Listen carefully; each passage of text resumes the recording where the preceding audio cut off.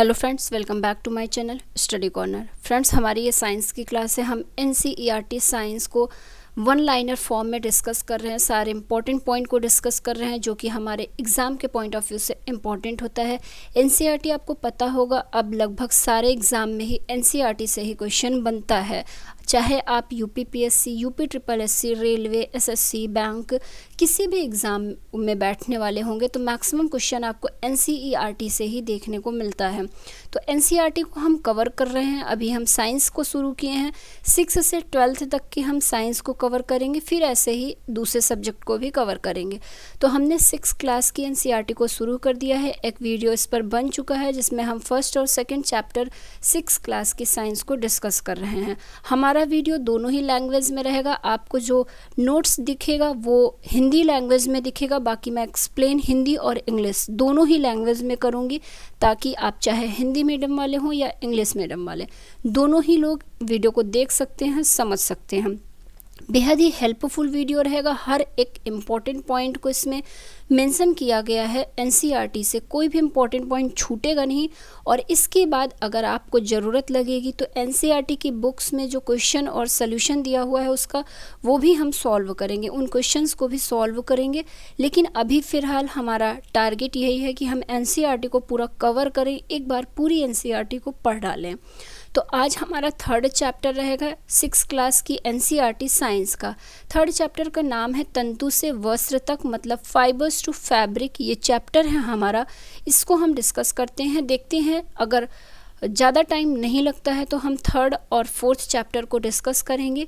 मतलब टाइम के अकॉर्डिंग है, मैं बहुत लंबा वीडियो नहीं बनाना चाहती हूँ, तो जितने कम टाइम में हमारी चीज़ें कवर हो जाए उतने ज़्यादा चैप्टर्स को हम कवर करेंगे। तो आज अभी थर्ड और फोर्थ चैप्टर को हम टारगेट लेके चलते हैं। आज इन दोनों चैप्टर को ख़त्म करेंगे। वीडियो को शुरू करने से पहले आपसे एक रिक्वेस्ट है कि वीडियो में अंत तक बने रहा करिए, और अगर वीडियो अच्छा लग रहा हो तो वीडियो को लाइक कर दिया करिए, शेयर कर दिया करिए अपने फ्रेंड्स और फैमिली मेम्बर्स में।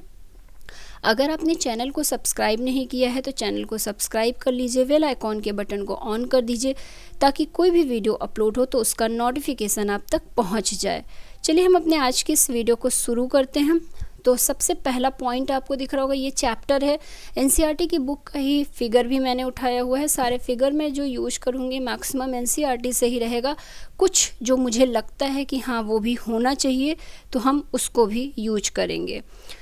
तो हमारा सबसे पहला पॉइंट क्या दिख रहा है आपको, कपड़े तागे से बनते हैं। तो इसमें बेसिकली इस चैप्टर में कपड़ों के बारे में, कपड़े किस चीज़ से बनते हैं उसके बारे में डिस्कस किया गया है।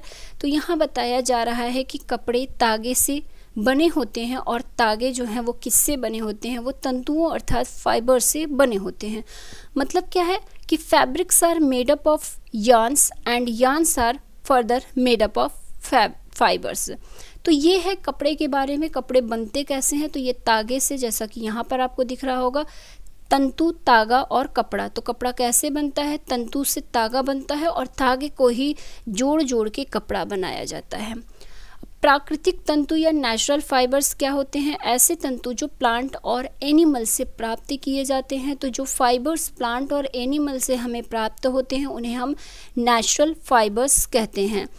आगे दिया है, अब नेचुरल फाइबर्स कौन कौन से हो सकते हैं, एग्जाम्पल के तौर पे देखा जाए तो यहाँ आपको दिख रहा होगा ऊन हो गया और रेशम। ये किससे प्राप्त होते हैं, ये हमें एनिमल से प्राप्त होते हैं।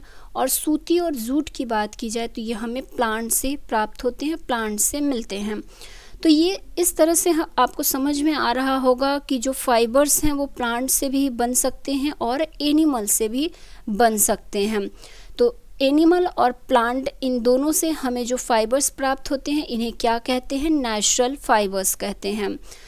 यहाँ पर दिया हुआ है ऊन से अब क्या हमें मिलता है, मतलब ऊन हमें किस चीज़ से मिलता है ये बताया गया है। तो जो ऊन होता है ये भेड़, बकरी, खरगोश, याक तथा ऊँटों के बालों से प्राप्त होता है। तो ये बहुत ही छोटी चीज़ें हैं, ये आप सब बचपन से पढ़े होंगे और जानते भी होंगे कि ऊन हमें बेसिकली किससे मिलता है, भेड़ के जो बाल होते हैं उनसे, ऊँटों से, कुछ याक से, खरगोश के बाल से और बकरी से ऊन प्राप्त होता है। और रेशम की बात की जाए तो रेशम किससे प्राप्त होता है, तो रेशम का एक कीड़ा होता है, उसके कोकून से हमें रेशम प्राप्त होता है। रेशम का कीड़ा जो है ये मलबरी लीव्स में रहता है, मलबरी पत्ती को खा के ये अपना जीवन यापन करता है, मतलब शहतूत की पत्तियों पर ये रहता है और उसी को खाता है। तो रेशम के कीट की कई स्टेज होती हैं, तो उसका जो कोकून वाला भाग होता है, मतलब जो डेवलपमेंट में कोकून जिस स्टेज में वो निर्माण होता है, इसी कोकून से ही रेशम का फॉर्मेशन होता है। तो रेशम हमें रेशम कीट से, सिल्क वर्म से प्राप्त होता है सिल्क। तो ये इम्पोर्टेंट चीज़ें हैं, आपको समझ में आ रहा होगा। मैं हिंदी और इंग्लिश दोनों में ही एक्सप्लेन करने की कोशिश कर रही हूँ। ये देख रहे होंगे, ये वाइट वाला जो है ये सिल्क वर्म है और ये इसका कोकून है। तो ये कोकून वाला ही भाग, इसको जब तोड़ा जाता है तो इसी से रेशम होता है। ये इसमें पूरा रेशम जो है ये राउंड राउंड हुआ रहता है, तो इसी से रेशम निकाला जाता है, रेशम के धागे निकाले जाते हैं। और ये आपको दिख रहा होगा शहतूत की पत्तियाँ। तो रेशम का कीड़ा जो सिल्क वर्म है वो शहतूत की पत्तियों में रहता है, उसी को खाता है और ये इसके कोकून से रेशम का फॉर्मेशन होता है। अब आगे आते हैं और देखते हैं, हजारों वर्षों तक वस्त्र निर्माण के लिए केवल प्राकृतिक तंतुओं का ही उपयोग होता था। तो यहाँ पहले की बात की गई है। आपको पहले पता होगा कि पहले ऐसी कोई चीज़ नहीं होती थी। आज जैसे बहुत सी फैक्ट्रियों से बहुत से नेचुरल चीज़ों के बिना भी कपड़ों का निर्माण हो जाता है, चीज़ों का निर्माण हो जाता है। लेकिन हज़ारों वर्ष पहले क्या था, ऐसा इतना डेवलपमेंट नहीं हुआ था जब देश। तो उस वक्त क्या था कि सिर्फ़ और सिर्फ नेचुरल जो फाइबर्स थे उन्हीं का उपयोग होता था कपड़ों को बनाने के लिए। अब संश्लिष्ट तंतु की बात की जाए, जो संश्लिष्ट तंतु होते हैं वो क्या होते हैं। अभी तो हमने नेचुरल फाइबर्स को देखा था, तो अब आगे हम क्या देखेंगे, संश्लिष्ट तंतु को देखेंगे, मतलब सिंथेटिक फाइबर। अब क्या है, आपको देखने को मिलेगा कि नेचुरल फाइबर के जगह पे मैक्सिमम चीज़ें आपको सिंथेटिक फाइबर्स की मिलती हैं, सिंथेटिक कपड़े आपको देखने को मिलेंगे। तो यहाँ क्या लिखा गया है कि पिछले लगभग 100 वर्षों से ऐसे रासायनिक पदार्थों जिनका स्रोत पादप अथवा जंतु नहीं है से भी तंतुओं का फाइबर्स का निर्माण किया जाता है। इन्हें ही क्या कहते हैं, इन्हें ही सिंथेटिक फाइबर्स कहते हैं। जैसे कि अब सिंथेटिक फाइबर्स के एग्जाम्पल पे आया जाए तो ये कौन कौन से हैं, पॉलीएस्टर हो गया, नायलॉन हो गया और एक्रेलिक। ये हिंदी और इंग्लिश दोनों ही फॉर्म में केमिकल नेम सेम होता है, तो इसकी हिंदी तो कुछ भी नहीं होती है। बस इसी तरह से समझिए कि जो सिंथेटिक फाइबर्स होते हैं उनका एग्जाम्पल क्या है, पॉलीएस्टर, नायलॉन और एक्रेलिक है। इन्हें ही क्या कहते हैं, सिंथेटिक फाइबर या संश्लिष्ट तंतु कहते हैं। तो दो तरह से वस्त्रों का निर्माण होता है, कपड़ों का निर्माण होता है, एक तो नेचुरल फाइबर से और दूसरा सिंथेटिक फाइबर से। अब जो नेचुरल फाइबर्स होते हैं उनके बारे में बताया गया है कि किस तरह से उसे हम प्राप्त करते हैं। जैसे कि कपास हो गया, कॉटन मतलब हो गया, जैसे जिससे कि कॉटन, रुई को आप जानते होंगे, कॉटन जिससे कपड़े निर्मित होते हैं, तो ये तो नेचुरल फाइबर होता है। तो अब इसको कैसे प्राप्त करते हैं, तो यहाँ पर वही प्रोसेस लिखी हुई है, गिनिंग ऑफ कॉटन, कपास ओटना, मतलब जो कॉटन या कपास को प्राप्त करने की प्रोसेस होती है उसे क्या कहते हैं, गिनिंग कहते हैं, ओटना कहते हैं। तो इस तरह से भी क्वेश्चन बन सकता है कि गिनिंग प्रोसेस के थ्रू हम कौन से नेचुरल फाइबर को प्राप्त करते हैं, तो वो कॉटन हो जाएगा या कपास हो जाएगा। अब चीज़ों को देखते हैं क्या लिखा हुआ है। साधारणतया कपास बॉलों से कपास को हस्त चयन द्वारा प्राप्त किया जाता है। मतलब यहाँ पर क्या लिखा हुआ है कि कपास जो है वो कॉटन बॉल से कॉटन को हम प्राप्त करते हैं हाथ के द्वारा, अपने हैंड के द्वारा उसको प्रोसेस से प्राप्त करते हैं। इसके पश्चात कपास से बीजों को कंकतन द्वारा अलग किया जाता है। तो कपास को किस प्रोसेस से अलग किया जाता है, तो कंककन के द्वारा इसको अलग किया जाता है। तो ये भी अच्छा पॉइंट है, ये भी क्वेश्चन बन सकता है एग्ज़ाम में कि कपास को कैसे अलग करते हैं। तो ये कंकतन प्रोसेस होती है, उसके द्वारा अलग किया जाता है। कपास पहले प्लांट से क्या करते हैं, निकालते हैं। आगे इमेज आपको होगी, दिख जाएगा। ये है कपास, कॉटन का प्लांट है, आपको दिख रहा होगा ये कॉटन है। पहले ये बीज फॉर्म में होता है, जब ये मैच्योर हो जाता है तो ये फट जाता है और इस तरह से कॉटन इसमें बाहर आ जाती है। इसको पहले यहाँ से प्लांट से तोड़ते हैं, उसके बाद इसको क्या कहते हैं, इसको ये प्रोसेस है गिनिंग ऑफ कॉटन, इसके द्वारा इसको प्लांट से अलग करते हैं और इसको कपड़े के मतलब फाइबर्स के फॉर्म में चेंज करते हैं। तो ये कंगतन की प्रोसेस दिख रही होगी, इस तरह से कॉटन को अलग किया जाता है, कपास को अलग किया जाता है। ये तो हाथ के द्वारा है, बाकी ये मशीन है, मशीन के द्वारा भी इसको अलग किया जाता है। लेकिन पहले के टाइम में जब मशीन नहीं थी तो इसको हाथ से ही कॉटन को सही मतलब इसको कपड़े के इस्तेमाल के लिए बनाया जाता था, तैयार किया जाता था। तो ये आपको मैंने दोनों इमेज दिखाया है, एक तो हाथ के द्वारा गिनिंग ऑफ कॉटन हो रहा है और दूसरा मशीन के द्वारा हो रहा है। ये यहाँ पर कॉटन बॉल्स को डाला जाएगा उसके सीड के साथ में, फिर ये मशीन जब प्रोसेस करेगी तो क्या होगा, यहाँ से सीड अलग हो जाएगा और कॉटन क्या होगा, वो अलग हो जाएगा। क्लीन कॉटन यहाँ पर आपको मिल जाएगा कंटेनर में और सीड जो है वो अलग होके नीचे चला जाएगा। तो ये तो मशीन के द्वारा था और यहाँ ये हाथ के द्वारा है। ये एक औजार है लकड़ी का, ये ब्रश टाइप का होता है, इससे अलग किया जाता है इसके सीड को, कॉटन को। तो ये तो था कुछ नेचुरल प्रोसेस। पारंपरिक ढंग से कपास हाथों से ओटी जाती है, मतलब उसकी गिनिंग जो है हाथों से की जाती है। लेकिन आजकल क्या है, कपास ओटने के लिए मशीनों का भी प्रयोग किया जाने लगा है। तो बड़ी बड़ी फैक्ट्रियों में मशीनों के द्वारा भी कॉटन को अलग करते हैं, क्लीन कॉटन को प्राप्त करते हैं। अब यहाँ बताया गया है कि कपास की खेती कहाँ कहाँ होती है। ये इम्पोर्टेंट पॉइंट है, जानने वाली चीज़ है, यहाँ से क्वेश्चन ज़्यादा बनने की पॉसिबिलिटी है।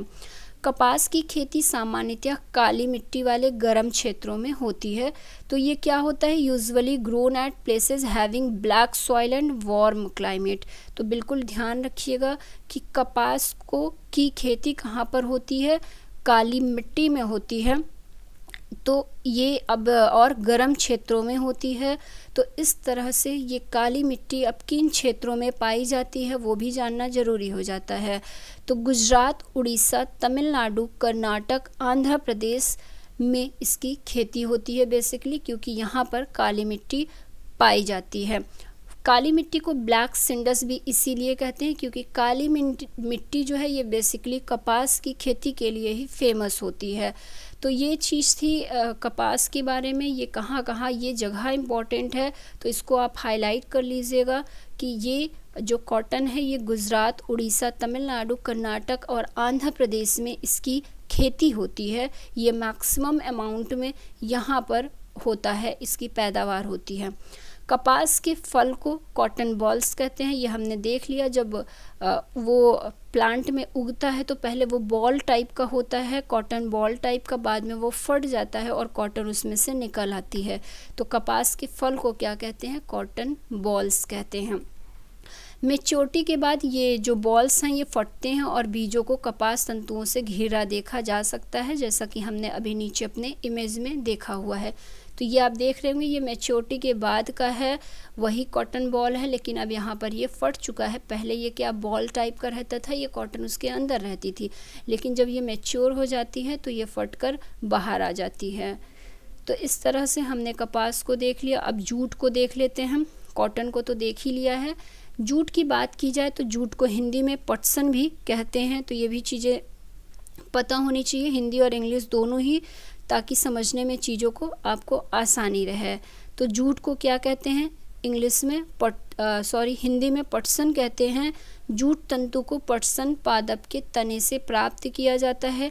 तो हमने ऊपर कॉटन को देखा तो ये बीज से हमें प्राप्त हुआ, लेकिन जूट ये प्लांट के तने से, स्टेम से प्राप्त किया जाता है जूट को। ठीक है, jute fibre is obtained from the stem of the jute.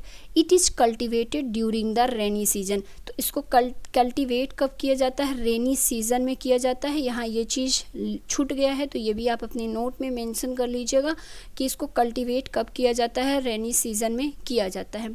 अब बात की जाए, ये जूट इंडिया में लिखा है यहाँ पर, भारत में इसकी खेती वर्षा ऋतु में की जाती है। ठीक है, छूटा नहीं है। अब आगे देखते हैं, भारत में पटसन को प्रमुख रूप से पश्चिम बंगाल, बिहार तथा असम में उगाया जाता है। जैसे कि ऊपर हमने कॉटन को देखा कि कॉटन कहाँ पर पाया जाता है, तो जहाँ पर ब्लैक वाली मिट्टी, ब्लैक सॉइल पाई जाती है और जो वार्म प्लेस होता है वहाँ पर कॉटन पाया जाता है। जूट कहाँ पर पाया जा रहा है, जूट के जो प्रमुख स्टेट हैं वो उनमें पश्चिम बंगाल हो गया, बिहार तथा असम, इन 3 जगहों पर बेसिकली जूट की खेती होती है, पटसन की खेती होती है। तो ये जो स्थान और या जगह दिए जा रहे हैं ये बिल्कुल दिमाग में रखिएगा, यहीं से क्वेश्चन बनता है, क्योंकि सामान्यतः पटसन पादप को पुष्पन अवस्था में काटते हैं। तो यहाँ पर क्या लिखा गया है कि the jute plant is normally harvested when it is at flowering stage. तो इसको फ्लावरिंग स्टेज में हम काट लेते हैं, फिर क्या किया जाता है, उसके बाद फसल कटाई के पश्चात पादपों के तनों को कुछ दिनों तक जल में डुबोकर रखते हैं। ऐसा करने पर तने गल जाते हैं और उन्हें पटसन तंतुओं से हाथों द्वारा पृथक कर लिया जाता है। तो ये स्टेम को कुछ टाइम तक पानी में डाल के रखते हैं, भिगो के रखते हैं। इससे क्या होता है, वो स्टेम गल जाती है और उसमें से पटसन के जो धागे हैं वो हम उसको हाथों के द्वारा अलग कर लेते हैं। वस्त्र बनाने से पहले इन सभी तंतुओं को तागों में परिवर्तित कर लिया जाता है, तो उसको बाद में उसमें से धागों के रूप में अलग कर लिया जाता है। अब कताई क्या होती है ये चीज़ दी हुई है यहाँ पर।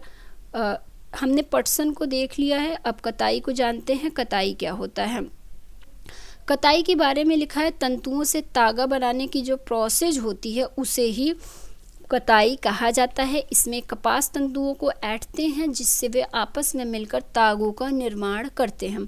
तो अब हम क्या किए, तागों को तो प्राप्त कर लिए हैं, लेकिन अब उन तागों का निर्माण कैसे करेंगे, क्योंकि अभी तो यहाँ पर ये चीज़ें हमें रेशे के फॉर्म में मिली, चाहे आपने कॉटन को देखा या पटसन को देखा।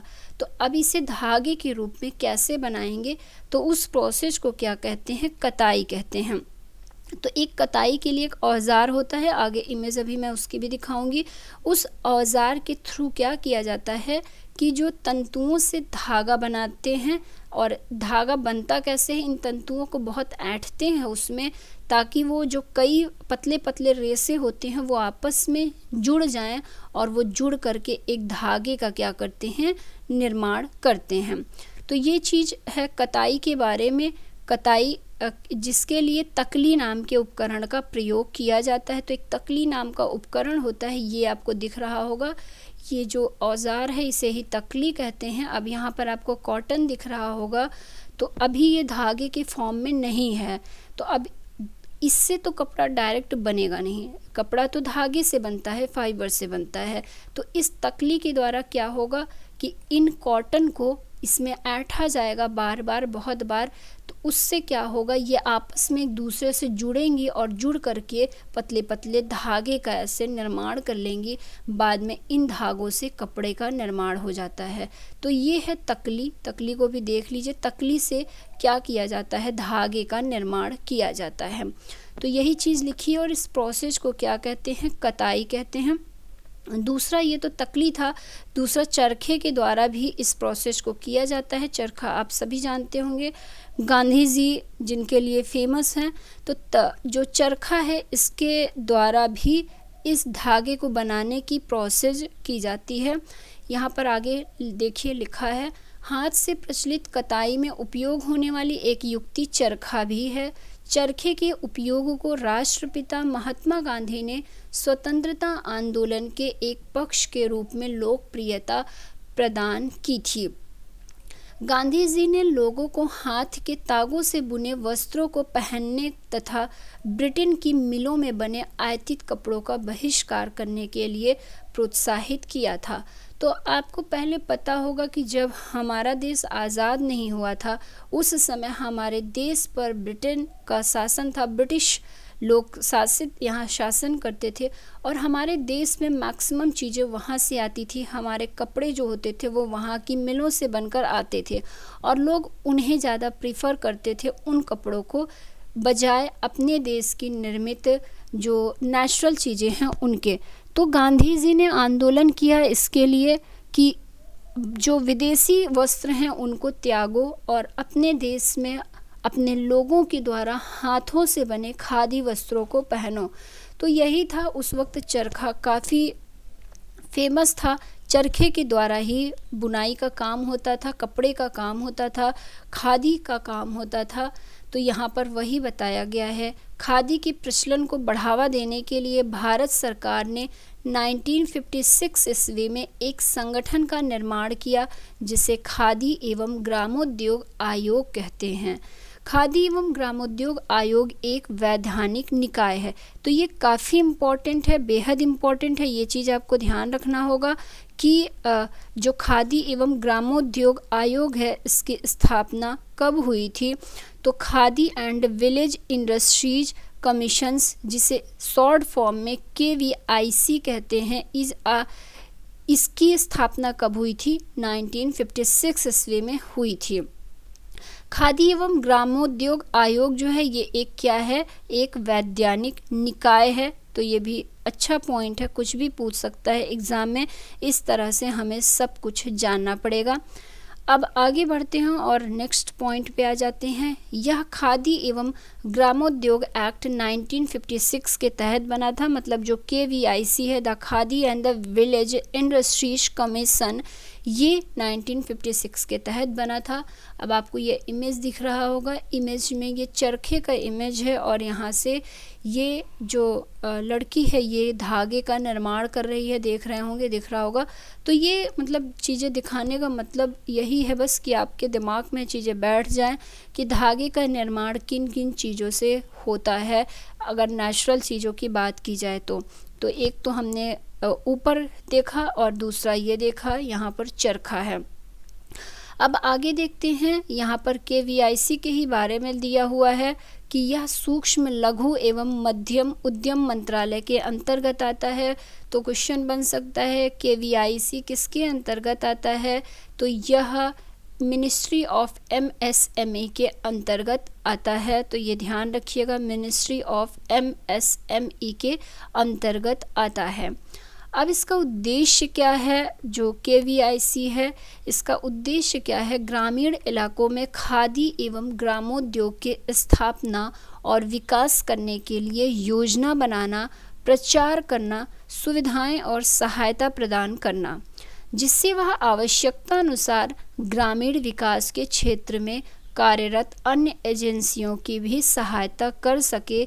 तो यहाँ पर KVIC का जो उद्देश्य है वो बताया गया है कि जो ग्रामीण इलाके हैं वहाँ पर खादी ग्रामोद्योग के स्थापना करना, खादी इंडस्ट्री की स्थापना करना, उसका डेवलपमेंट के लिए योजना बनाना, उसका खादी का प्रचार करना। तो ये सारी चीज़ें हैं। ये ग्रामीण क्षेत्र में कार्यरत अन्य एजेंसियों की सहायता भी इससे हो सकती है, वहाँ के लोगों को रोज़गार मिल सकता है। तो ये सारे ही उद्देश्य किसके हैं? Khadi and village industries commission, इसकी स्थापना का उद्देश्य यही है। अब आगे देखते हैं। तागे से वस्त्र, मतलब यार्न टू फैब्रिक। तागे से वस्त्र कैसे बनता है? तागे से वस्त्र बनाने की कई प्रक्रियाएं होती हैं। आगे उन सभी प्रोसेस को हम जानेंगे। तो यार्न टू फैब्रिक, इसमें दो मुख्य रूप से हमारी NCERT में बताया गया है। There are many ways by which fabrics are made from yarns. तो कई वेज हैं, लेकिन NCERT में the two main process are weaving and knitting. तो दो मेन प्रोसेस बताया गया है NCERT की बुक में।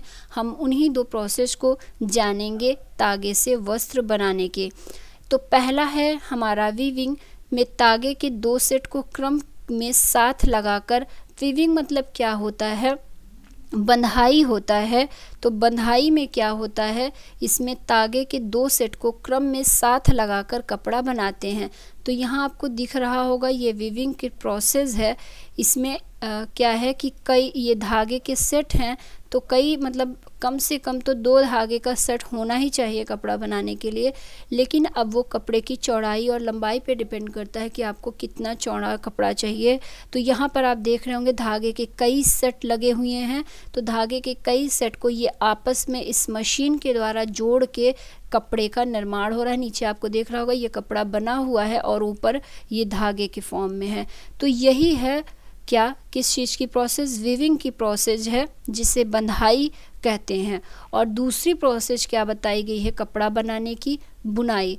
बुनाई में एक सेट धागे का इस्तेमाल होता है। जैसे यहाँ कम से कम 2 सेट, ऊपर हमने देखा कम से कम 2 सेट होना चाहिए कपड़ा बनाने के लिए, लेकिन बुनाई आप देखे होंगे अपने घरों में कभी भी, तो एक ऊन का एक धागा होता है, उसी को क्या कहते हैं, उसी को बुन बुन करके एक कपड़े का निर्माण हो जाता है। तो बुनाई में तागे के एक सेट का इस्तेमाल कपड़ा बनाने के लिए होता है, जबकि बंधाई में कम से कम 2 सेट धागे का निर्माण 2 सेट धागे की ज़रूरत पड़ती है। अब यहाँ पर एक आपको चार्ट के द्वारा बताया गया है कि किस तरह से कॉटन से फैब्रिक का निर्माण हो जाता है।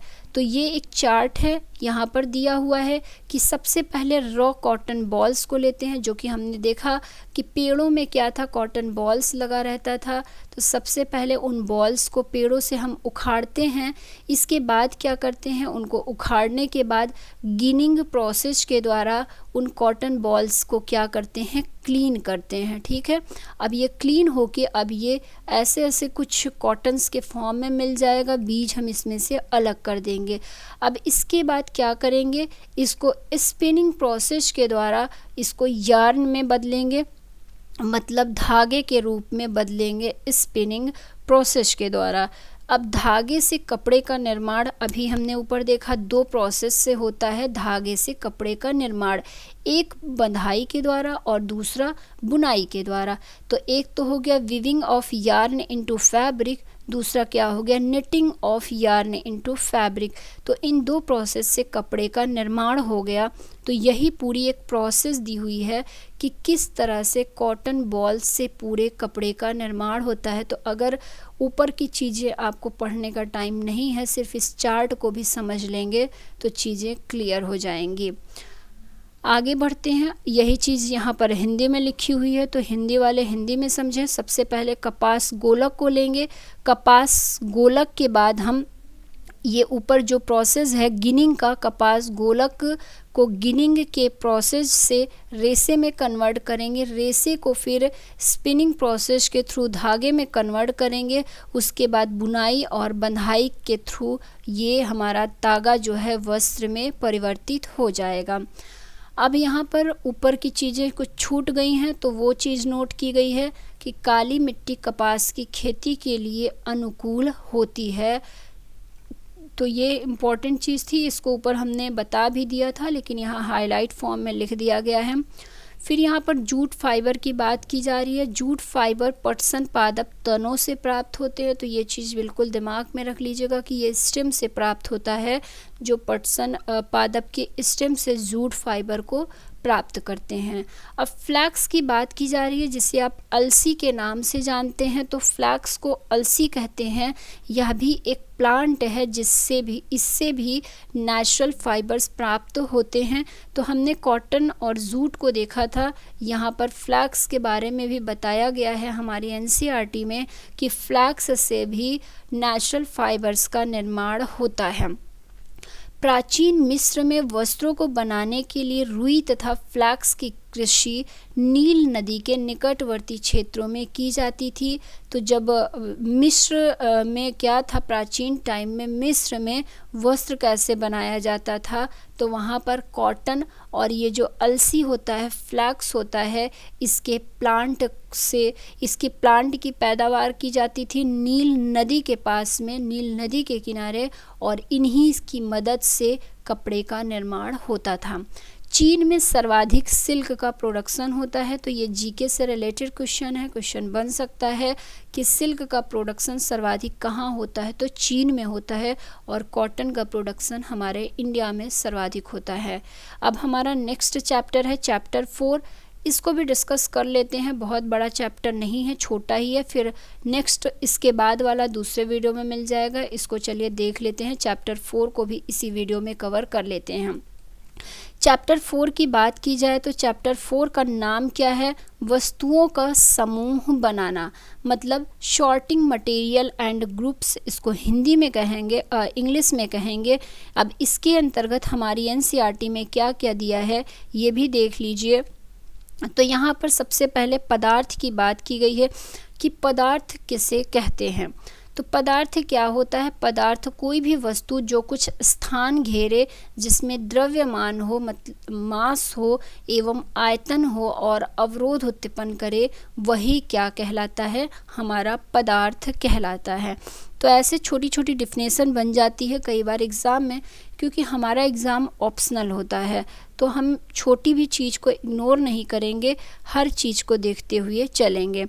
तो यहाँ पर क्या बताया गया है? पदार्थ के बारे में बताया गया है। पदार्थ किसे कहते हैं? तो पदार्थ जिनका द्रव्यमान हो, जो स्थान घेरे, मतलब जो जगह घेरे, जिनका कोई आयतन हो और जो अवरोध उत्पन्न करे, यह क्या कहलाते हैं? पदार्थ कहलाते हैं। अब इसके बाद पदार्थ के गुण के बारे में बताया गया है कि पदार्थ प्रायः एक दूसरे से भिन्न दिखाई देते हैं। लकड़ी एक पदार्थ होती है, लकड़ी आप लोहे से बिल्कुल अलग देखेंगे, तो यही बताया गया है कि पदार्थों की अपनी एक गुण होती है, क्वालिटी होती है, ये एक दूसरे से बिल्कुल डिफरेंट दिखाई देते हैं। जैसे कि लोहा तांबे अथवा एल्यूमिनियम से बिल्कुल अलग दिखाई देता है, परंतु लोहे, तांबे तथा एल्यूमिनियम में इनकी मतलब जो केमिकल प्रोसेस है कुछ सेम हो सकता है, लेकिन दिखने में ये बिल्कुल लगभग एक तरह के हो सकते हैं। तो यही चीज़ बताया गया है। लेकिन लकड़ी की बात की जाए तो लकड़ी बिल्कुल अलग हो जाता है, उसका लोहे से कोई तुलना नहीं की जा सकती है। पदार्थों में विभिन्न गुण हो सकते हैं, जैसे उनमें चमक हो सकती है, उनकी कठोरता, खुरदुरापन अथवा चिकना होना। तो ये पदार्थों की कुछ क्वालिटी दी गई है कि कुछ पदार्थों में चमक हो सकता है, कुछ पदार्थों में कठोरता हो सकती है और कुछ में खुरदुरापन अथवा चिकनापन हो सकता है। अब धातु किसे कहते हैं ये चीज़ जानिए। ऐसे पदार्थ जिनमें चमक होती है उसे हम धातु कहते हैं। जैसे कि आप गोल्ड मतलब सोना, चांदी, लोहा, एल्यूमिनियम, ये सारी चीज़ें क्या हैं? ये धातु ही तो है और इनमें आपको एक चमक देखने को मिलती होगी। तो धातु की जो सबसे मेन प्रॉपर्टी है वो क्या है कि इनमें चमक होती है, जैसे लोहा, तांबा, एल्यूमिनियम तथा सोना। किसी धातु के टुकड़े को आप जब उसको काटेंगे, जैसे लोहे को आप काटेंगे तो उसमें एक चिंगारी निकलती है, एक चमक निकलती है, तो उस वक्त आप उसमें चमक देख सकते हैं। कठोरता की बात की जाए तो जो धातु में कठोरता होती है ये क्या होती है? तो कुछ पदार्थों को हाथों से दबाने पर वह दबते नहीं हैं, जैसे लोहे को आप दबाना चाहेंगे तो वो बिल्कुल भी नहीं दबेगा। वही चीज़ कहा गया है कि इसे आसानी से संपीड़ित नहीं किया जा सकता।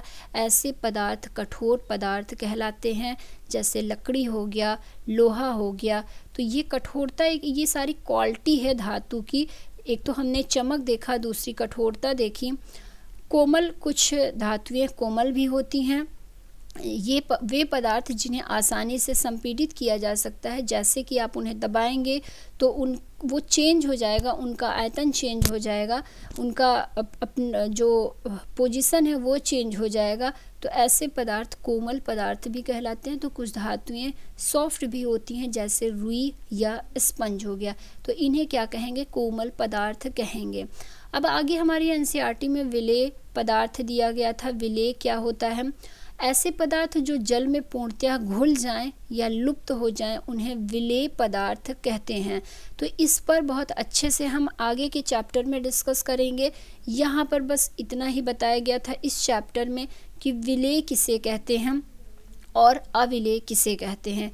तो विलेय मतलब जिसमें कोई भी चीज़ घुल जाए, ऐसे पदार्थ जो जल में पूर्णतः घुल जाएं या लुप्त हो जाएं, उन्हें विलेय कहा जाता है। जैसे नमक, चीनी, चौक। नमक को आप पानी में डालेंगे तो ये पूरी तरह से उसमें घुल जाएगा, चीनी को डालेंगे तो ये भी घुल जाएगा। तो ये ऐसी चीज़ें क्या कहलाती हैं? हमारी विलेय कहलाती हैं। ठीक है। अब आगे अविलेय पदार्थ जानते हैं कौन से होते हैं। तो ऐसे पदार्थ जो जल में मिश्रित ना हो या जल में घुले ना, उन्हें अविलेय पदार्थ कहते हैं। तो ऐसे पदार्थ जिनको जल में घोला ना जा सके, मिश्रित ना किया जा सके, वो अविलेय पदार्थ कहते हैं। जैसे कि यहाँ पर क्या बताया गया है, बालू हो गया। बालू को आप जल में घोलेंगे तो ये कभी भी घुलेगा नहीं। तो इस तरह से चीज़ों को समझिए, विलेय और अविलेय क्या होता है। तो अविलेय में हमने देख लिया बालू हो गया, लकड़ी का बुरादा हो गया, तो ये चीज़ें घुलेंगी नहीं। तो अब विलेय को बात की जाए तो विलेय को क्या बोलते हैं, इसको सॉल्यूट बोलते हैं। विलेय का मतलब इंग्लिश में अगर मैं आपको बताऊं तो इसको सॉल्यूट बोलते हैं, और जिसमें यह घुलता है उसको सॉल्वेंट बोलते हैं। तो सॉल्यूट कौन कौन से हो गए, नमक, चीनी, चौक। और अविलेय पदार्थ कौन से हो गए, हमारे बालू, लकड़ी का बुरादा, मतलब जो चीज़ें पानी में घुल ना सकें। अब आप कोई भी एग्जाम्पल के तौर पे ले सकते हैं कोई भी चीज़। कुछ द्रव जल में पूरी तरह मिश्रित हो जाते हैं, जैसे सिरका, नींबू का रस। तो कुछ चीज़ यहाँ बताया गया है कि कुछ चीज़ें जल में पूरी तरह से मिश्रित हो जाती हैं, उनको अलग नहीं किया जा सकता है। कुछ द्रव जल में मिश्रित नहीं होते। तो कुछ जो द्रव होते हैं वो तो जल में पूरी तरह मिश्रित मिल जाते हैं। जैसे कि नींबू के रस को आप पानी में डालेंगे तो वो आपको कहीं भी दिखेगा नहीं कि कहाँ गया। और लेकिन कुछ ऐसे द्रव फॉर्म में चीज़ें होती हैं जिनको आप जल में डालिए तो वो कभी भी जल से मिक्स नहीं होती हैं, वो एक अपनी अलग लेयर बना लेती हैं और वो पानी के ऊपर ऊपर अलग लेयर के फॉर्म में दिखती रहती हैं। जैसे आप कभी भी पानी में तेल को डालिए, कोई भी ऑयल को डालिए, तो आप देखेंगे कि वो ऑयल क्या करेगी, उस पानी के ऊपरी सरफेस में एक लेयर बना लेगी। कितना भी आप उस ऑयल को पानी में मिश्र करने की कोशिश करेंगे, मिलाने की कोशिश करेंगे, तो वो उसमें कभी भी नहीं मिलेगी। तो वही इस पॉइंट में कहा गया है कि कुछ द्रव जो होते हैं वो जल में मिश्रित नहीं होते हैं। वो द्रव में क्या करते हैं, अपनी एक अलग परत बना लेते हैं, एक लेयर बना लेते हैं। जैसे सरसों का तेल, नारियल का तेल, किरोसिन, मतलब कोई भी तेल हो, ये पानी के साथ कभी भी सॉल्यूबल नहीं होता है। कुछ गैसें, अब गैसों की बात की गई है, ऊपर तो हमने मतलब लिक्विड की बात किया था, अब यहाँ पर गैस की बात की गई है। तो कुछ गैसें ऐसी होती हैं जो जल में विलेय होती हैं, मतलब वो जल में मिल जाती हैं। जैसे ऑक्सीजन गैस जल में रहने वाले जंतुओं एवं पादपों की उत्तरजीविता के लिए अत्यंत महत्वपूर्ण होते हैं। तो आपको पता होगा कि तालाब हो गया, इन सब में ऑक्सीजन होता है, और इन्हीं ऑक्सीजन को जो जलीय जीव हैं वो सांस के रूप में लेते हैं और जीवित रहते हैं। हमें ऑक्सीजन हमारे इन्वायरमेंट से मिल गया, वो भी हमें दिख नहीं रहा है लेकिन हम महसूस कर सकते हैं। पर पानी में भी ऑक्सीजन होता है, तभी तो जलीय जीव जीवित रहते हैं। बिना ऑक्सीजन के कोई भी जीवित नहीं रह सकता है। तो अब आप सोचते होंगे मछलियाँ कैसे जीवित रहती हैं, ऑक्सीजन पानी के अंदर कैसे होगा। तो हाँ, ऑक्सीजन पानी में भी होता है, वो पानी के साथ मिक्स होता है, हमें दिखता नहीं है। उन्हीं ऑक्सीजन को जो जल में रहने वाले जीव और प्लांट हैं वो लेते हैं और जीवित रहते हैं। तो यही बताया गया है कि कुछ गैसें जो हैं वो जल में विलेय रहते हैं, मिले हुए रहते हैं। अब आगे बताया गया है कि पारदर्शी मतलब ट्रांसपेरेंट क्या होता है। तो पारदर्शी की बात की जाए तो पदार्थों अथवा सामग्रियों जिनसे होकर वस्तुओं को देखा जा सकता है उन्हें पारदर्शी कहते हैं। जैसे कि आप कांच का कोई टुकड़ा लेंगे तो उसके आर पार देख सकते हैं, लेकिन उस कांच के टुकड़े में अगर पीछे एक साइड मतलब कोई चीज़, किसी चीज़ की लेयर लगा दी जाए तब आप नहीं देख सकते, तब वो कांच का टुकड़ा ट्रांसपेरेंट नहीं होगा। लेकिन नॉर्मल एक कांच के टुकड़े को, कोई कांच की बोतल आप लेंगे तो उसके आर पार देख सकते हैं। तो यही है पारदर्शी। जल हो गया, अगर साफ बिल्कुल जल है तो उसमें भी आप आर पार देख सकते हैं। वायु हो गया और कुछ प्लास्टिक, तो ये सारी चीज़ें पारदर्शी के अंतर्गत आती हैं। वायु भी ध्यान रखिएगा ट्रांसपेरेंट होता है। अपारदर्शी की बात की जाए तो कुछ पदार्थ ऐसे भी हैं जिनसे होकर हम वस्तुओं को नहीं देख सकते, मतलब आसान शब्दों में कहा जाए तो जिनके आर पार नहीं देखा जा सकता। जैसे आप लकड़ी का कोई बॉक्स ले लीजिए, कागज़ के गत्ते का कोई बॉक्स ले लीजिए, या धातु के पात्र जैसे कि आप प्लेट या थाली ले लीजिए, इसके आर पार देखने की कोशिश करेंगे तो नहीं देख सकते हैं। तो ऐसे पदार्थ अपारदर्शी पदार्थ कहलाते हैं। तीसरा क्या है, पारभासी है। तो पारभासी किसे कहते हैं ये भी जानना इम्पॉर्टेंट हो जाता है। पारभासी की बात की जाए तो ऐसे पदार्थ जिनसे होकर आप वस्तुओं को देख तो सकते हैं लेकिन बहुत क्लियर नहीं दिख सकता है, इन्हें क्या कहते हैं, पारभासी पदार्थ कहते हैं। तो अब इसका एग्जाम्पल क्या हो सकता है पारभासी का, तो पारभासी क्या होता है, जैसे किसी कागज़ में आप देखते होंगे कि तेल का धब्बा लग जाता है, तेल का स्पॉट बन जाता है, तो चीज़ें तो आपको दिखेंगी उसके आर पार, लेकिन क्या होगा कि वो क्लियर नहीं दिखती हैं। तो यही होता है सेमी पर से, इसी को क्या कहते हैं, सेमी ट्रांसपेरेंट। इंग्लिश में या हिंदी में बात की जाए तो पारभासी कहते हैं। तो सेमी ट्रांसपेरेंट मतलब कुछ कुछ दिखे और कुछ कुछ ना दिखे, यही होता है सेमी ट्रांसपेरेंट, क्लियर कोई चीज़ ना दिखे। अब हमारा नेक्स्ट चैप्टर है 5वां, इसको हम अपने नेक्स्ट वीडियो में डिस्कस करेंगे क्योंकि वीडियो काफ़ी लंबा हो जाएगा, चीज़ें आपको समझ में ना आए तो वीडियो का कोई मतलब नहीं रहता है। तो हम दो चैप्टर को ही लेके चलेंगे। हमारी 6th क्लास की साइंस की एनसीईआरटी में टोटल 16 चैप्टर हैं। तो जो छोटे चैप्टर होंगे उनमें हम उस वीडियो में 3 से 4 चैप्टर को कवर कर लेंगे, लेकिन जो बड़े चैप्टर हैं उसको हम दो चैप्टर को ही लेके चलेंगे ताकि आपको चीज़ें क्लियर होती जाए और समझ में आती जाए। तो दोस्तों आज का ये वीडियो यहीं तक रहेगा। वीडियो कैसा लगा हमें अपनी सजेशंस ज़रूर दिया करिए और कहीं पर भी कोई चीज़ क्लियर ना हो तो वो भी बताइए। बाकी मैं कोशिश कर रही हूँ कि दोनों लैंग्वेज में आपको चीज़ें समझाऊँ, आपको क्लियर करूँ चीज़ें, पर फिर भी अगर आपको कोई भी चीज़ में कोई दिक्कत हो रही है समझने में तो ज़रूर कमेंट करके बताइए। हम अपने नेक्स्ट वीडियो में वो सारी चीज़ें क्लियर करेंगे। अगर वीडियो अच्छा लगता हो तो वीडियो को लाइक कर दीजिएगा, शेयर कर दीजिएगा अपने फ्रेंड्स में, क्योंकि जितना ही ये वीडियो आपके लिए बेनिफिट होगा उतना ही उनके लिए भी। तो शेयर करिए वीडियो को, और अगर चैनल को सब्सक्राइब नहीं किया है तो खुद भी चैनल को सब्सक्राइब करिए और अपने फ्रेंड्स को भी चैनल सब्सक्राइब करने को करिए और बेल आइकॉन के बटन को ऑन कर दीजिए ताकि कोई भी वीडियो अपलोड हो तो उसका नोटिफिकेशन आप तक पहुँचता रहे और आप टाइम पर वीडियो को देखते रहें। अपने नेक्स्ट वीडियो में फ्रेंड्स हम फिर से मिलते हैं, तब तक के लिए धन्यवाद।